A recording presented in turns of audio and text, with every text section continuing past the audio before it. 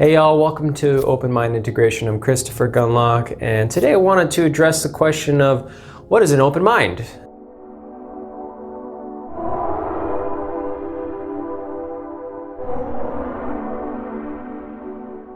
I chose the name Open Mind Integration because I strongly believe that the open mind state is what needs to be integrated. It's sort of what's missing in our modern lifestyles. So when you think open mind, think these states of consciousness where you're sort of taken out of your normal ego state, whether through psychedelics or meditation or even dance or prayer, yoga.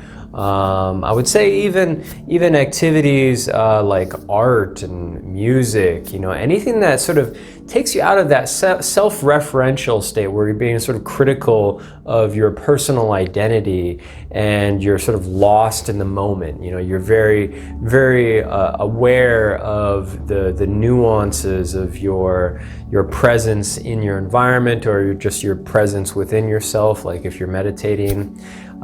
These are the open mind states because the opposite of that, the closed mind state, would be your default state. This is when you're just sort of operating under normal conditions. You're just sort of thinking to yourself about what your place is in your life, the differences between you and something else. The state of your ego identity and everything that's affecting that. This is a very constrained state. We've seen the neuroimaging studies that demonstrate that when we're in this default mode, this more closed mind state, it's a low entropy state. There's a lot less areas of the brain communicating. It's much more constrained and filtered out.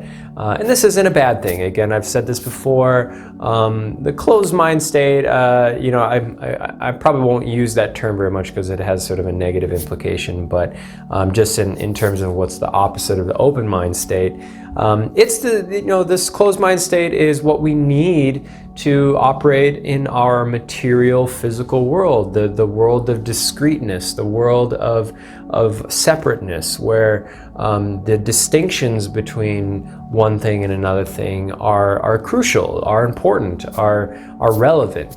But if we don't come out of that state now and then into the open mind state through whatever methods you prefer, then we never really take full advantage of what we're experiencing.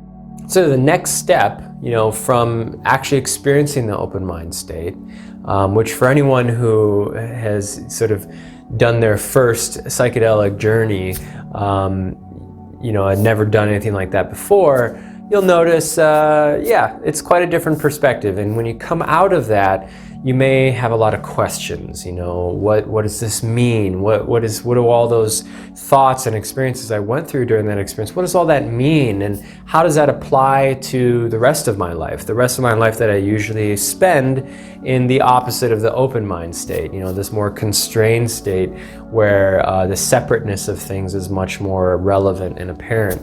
That's why integration is so critical. And so we acquire that open mind state and we apply the bigger concepts, the bigger connections between things to every aspect of our life that we possibly can. And really, when I say every aspect, I truly mean every single infinitesimally small or big aspect of our entire conscious living experience. And yeah, that may sound daunting, but that's also kind of the magic of it, is it's a never-ending experience of life. And ultimately, I think that is the answer to the question, what is the meaning of life? I wasn't really planning on getting into that kind of deep metaphysical question, but essentially we're here to take these two kind of opposing worlds, the open mind state and the closed mind state, and try to weave them together, make them seamless. So if you've ever had any of those moments in life, those really kind of crucial, profound, pinnacle moments in life that that you remember forever, you know, like the birth of your first child, your first marriage, or even like your first love, or accomplishing something that you've been working at for a really long time. You know, those moments where it's not only like materially meaningful, like it makes sense in this sort of rational physical world, but it also has all these like grand personal implications, these archetypal, spiritual, meaningful things associated with it too. I strongly think that is why those moments are the moments we live for. It's why we do everything we do to lead up to all those moments.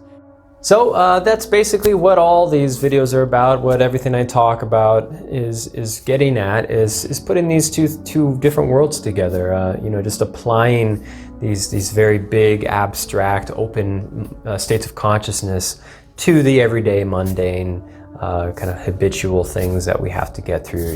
Eating and sleeping and all the stuff that if you get into a harmonious rhythm, it makes life just kind of move along a little bit more productively and happily. So also, if you want to talk to me more one-on-one, head over to my website, openmindintegration.com. There you can get in touch and we can get into a little bit more of how to integrate further your experiences of the open mind states with your everyday practical life. And so I look forward to connecting with you all, and have a good day.